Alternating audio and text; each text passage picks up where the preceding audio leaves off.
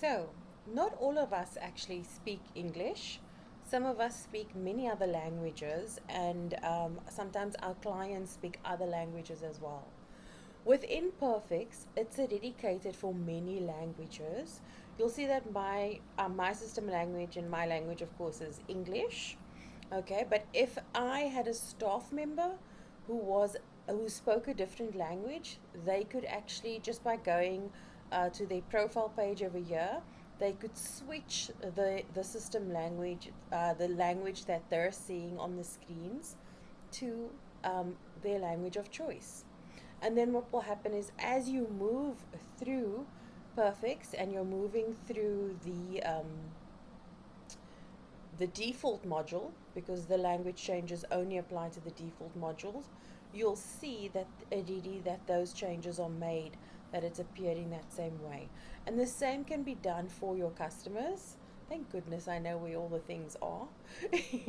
But the same can be said for your customers. If, for example, you have a customer and your company, your business language might be English, so therefore your system default language is English, or whatever it is, you choose it in setup. You can allow your customer's language, default language, to be something else. Just as and this is a nice gesture for your clients, that they could actually have it in there. But we can actually set up an entire system in a different language that easier. Or, for example, if we are working with a client that is willing to translate all of the words and phrases on the current system, we can create a language file for them, for example, Arabic, and we can import that into the system so that they have the option also to change from English to Arabic. And yeah, that's just how flexible Perfix is. But this comes very much into play when we talk about email templates. So when you have leads, when you have customers, when you're sending quotes, proposals, invoices, you're doing not expenses, you're doing tasks, projects, very much. Those are all items where you've got templates, emails that's automatically being triggered to both employees or subcontractors inside the company, as well as emails that are being triggered to customers. Okay, and those specific emails, which are in the core of the system, you'll find under setup, and then in a section called email template. So when we install Perfix for you, it already comes pre-populated with these templates. Okay, so just to give you an example, let's stop here at projects and let's look at the templates available for projects. So firstly, all of these templates for projects are enabled. If I wanted to disable all of them, I would click on this button, and then when I went down to projects,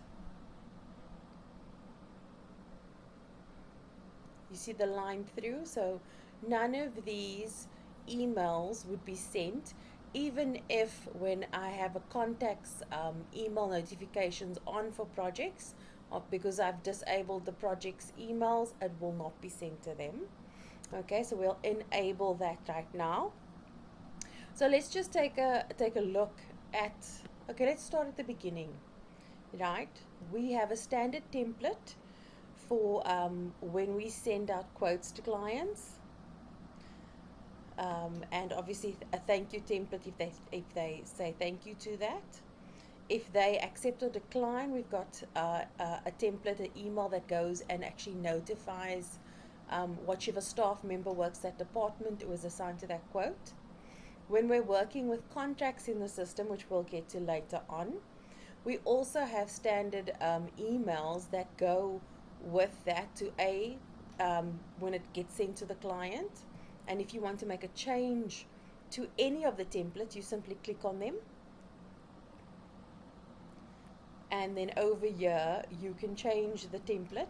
So let's say you want to say hi, and this, as you can see here, will be the person's first name. So that could be hi, John Smith. Hi, Peter Paul. Okay. And let's say, for example, you want to address them from their company. You could say from, and you could go and look at what is the company's client name. Note where my cursor is over here. I just click on the variable I want to insert, and it populates. So there now I have clicked on, and now it will say, hi, John Smith from John Smith and Associates. Please find the contract subject. So that could be when you name a contract, for example, client contract. Please find the client contract attached. Please find the confidentiality agreement attached. Please find the whatever contract it is that you're putting in the system for them to do. And then also a description of the contract, whatever it's been populated with. But if you decide, I'm not going to have that in my contracts, then you just delete that. But you can choose to have it there. And then you can say, I'm looking forward to hearing from you. Should be hearing. And your company signature.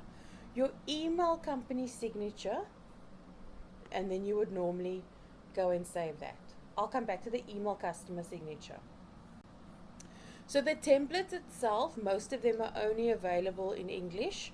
Some, if you needed to do a version, so let's say you have French customers too, and you wanted to have a version of your templates in French, some of these templates would be populated, but if they're not, you're going to have to go and actually translate what this would be over here into that language over here. But you've got to keep the variables the same reference. So you've got to say hi, first customer name, and then of course from, and in French, and then the company name in English, because the variable doesn't change, if that makes sense. And it would be called something else if your system language was different. So for example, if your system language was German, then I don't know, Nama would be your first name, kind of thing. I can't remember, but anyway. I think you're getting the point here. And then you can see these files are here because we already have the default language for the system here. So if you, like I said, you can switch your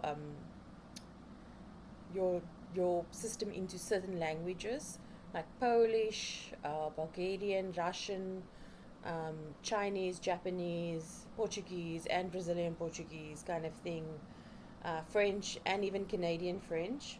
What that means is when I say system language, I mean all the system features. It will populate in that language, but the templates are not there. You have to translate the templates yourself. Okay, so just keep that in mind with your clients. Let's go back to email templates. So each email template you can either activate or deactivate at this level, which is at a settings level, and you can also amend any template to actually be in line with how you'd like it to be said to your clients.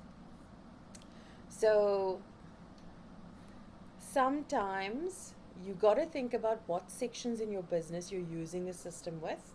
When you start out, you might just be starting out with coming on board with leads or possibly ticket management.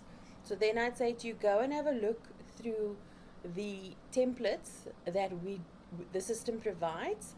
If you think they're okay for now, don't change anything.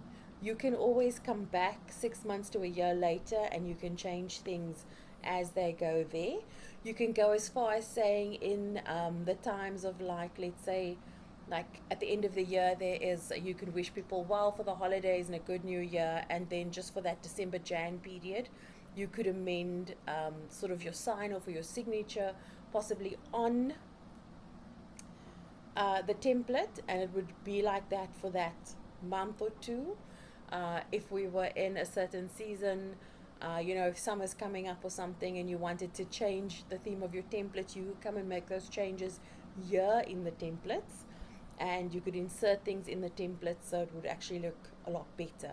So again, another way that you can work with your email communication to clients so that they feel special and it's not just always a stock and standard template that goes along with an invoice, that goes along with a credit note or a task reminder. So as you can see here, for example, there are emails that are sent when members are assigned to tasks, when people are assigned as followers to tasks. There are comments on tasks by customers or by staff. There are deadline reminders which get sent to staff members who are assigned. There are attachments made both by the customer and the staff members. Alerts are sent always. So it's very nice when you're working with a section to actually come in here and see what are the alerts, the automated messages that go out with it, and sort of how do you want to customize it to suit your business as best as possible. So every section has it: customers, proposals, projects, staff, leads, quote requests, notifications for non-billable remindables, all of them.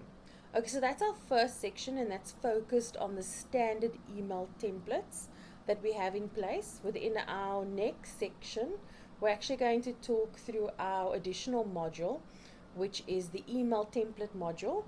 And this is where we do things like set birthday reminders, service reminders, send out bulk special mails for clients in certain statuses, or that are parts of certain groups, or leads that are tagged, carry certain tags or from certain sources, and so forth.